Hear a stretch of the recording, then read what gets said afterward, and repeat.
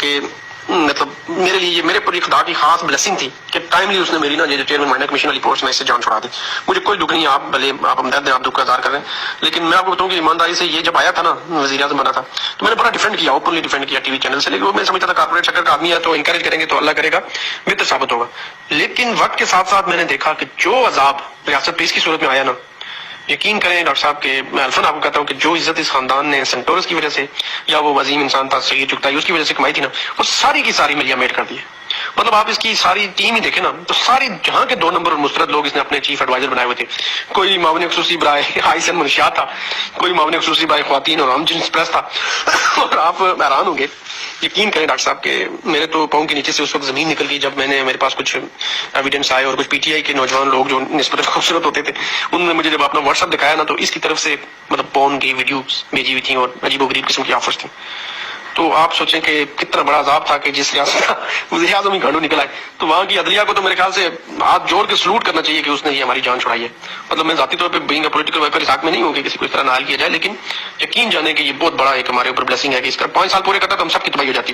یعنی کہ 3 دن یہ سو جاتا تھا اور پھر جب جاگتا تھا تو عجیب و غریب اس کی گردن ایک سائڈ پہ پڑی ہوتی تھی اور بے سر و پا گفتگو، کسی کو بولنے نہ دینا، خود ہی بولتے رہنا، بیوروکریسی حیران پریشان، نہ فائلیں ہو رہی تھی نہ میٹنگیں ٹائم پہ ہو رہی تھی. میں نے کئی دفعہ منتیں کر کر کے گورننگ باڈی اور جو پارٹی کے جو میٹنگ رکھنے کی کوشش کی، ہارے ہوئے کینڈیڈیٹس کی میٹنگ رکھنے کی کوشش کی، وہ پتہ نہیں کدھر کدھر سے چل کے آتے تھے تو پتہ چلتا میٹنگ کینسل ہو گئی ہے. اتنی یعنی کہ عجیب و غریب سچویشن، کبھی گالم گلوچ شروع کر دینا، کبھی رونا شروع کر دینا، کبھی دھمکیاں دینا شروع کر دینا، کبھی پاؤں پڑ جانا، کبھی اسی سے معافیا مانگنا شروع کر دینا.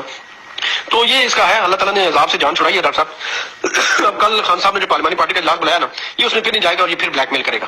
کل میں آپ کو بتا رہا ہوں اس کی صدارت بھی جائے گی اور میں نے تو پارٹی کو مطلب خان صاحب سے لے کے سب کو یہ بتا دیا کہ اس کے ساتھ میں ایز اے جنرل سیکرٹری کام نہیں کروں گا. مطلب مجھے میں عمران خان کا عام سا سپاہی بن کے پارٹی تو ہم کبھی بھی نہیں چھوڑ سکتے، ہمارا جینا مرنا اسی پارٹی کے ساتھ ہے اور جس دن ہمیں پارٹی چھوڑنی پڑی تو سیاست چھوڑ دیں گے لیکن عمران خان کو نہیں چھوڑ سکتے.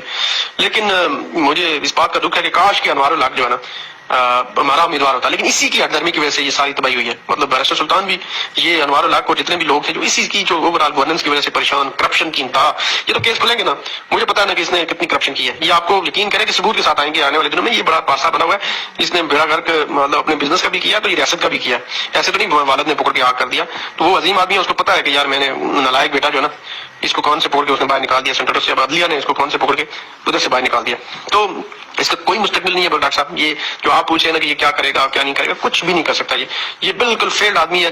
چند تنخواہ دار لالچی قسم کے اور مسترد شدہ لوگ معاشرے کے وہ اس کے ساتھ رہ جائیں گے جو اس کو اٹھاتے ہیں خوش کرتے ہیں. یہ بس بلے بلے کر کے پھر سو جاتا ہے وہ سوٹا لگا کے اور 2-4 لوگوں کو اپنے ساتھ رکھ کے.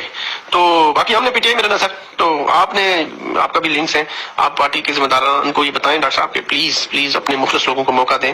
مطلب ابھی جو ہے جو اب بھی اگر پارٹی لرن نہیں کرے گی اور ہم اپنے اچھے لوگوں کو آگے نہیں لائیں گے، مجھے یقین جانے اللہ کی قسم کوئی لالچ نہیں ہے. میں نے زندگی میں کبھی کوئی لابنگ نہیں کی. یہ سیف اللہ نیازی اس بات کی گواہی دیں گے، کبھی میں نے نہیں کہا مجھے کوئی عہدہ چاہیے. وہ اس بندے کی اپنی پہچان ہے. اسی طرح کیا نام ہے قیوم نیازی اس بات کی گواہی دیں گے کہ یہ جو چیئرمین مائنر کمیشن کی پوسٹ تھی میں نے کسی سے نہیں مانگی، انہوں نے خود مجھے بتائے بغیر مجھے دی ہے. تو یہ ہمیں سمجھتے ہی نہیں ہے. یہ تو اس کی مطلب بدقسمتی ہے کہ ہمارے جیسے بندے کو اس نے مطلب نکال دیا اور ہماری خوش قسمتی ہے کہ ہم اس سے جان چھوٹ گئی. تو آپ سے رابطہ رہے گا ڈاکٹر صاحب. تو یہ پلیز جو نا اس پہ نظر رکھنی ہے.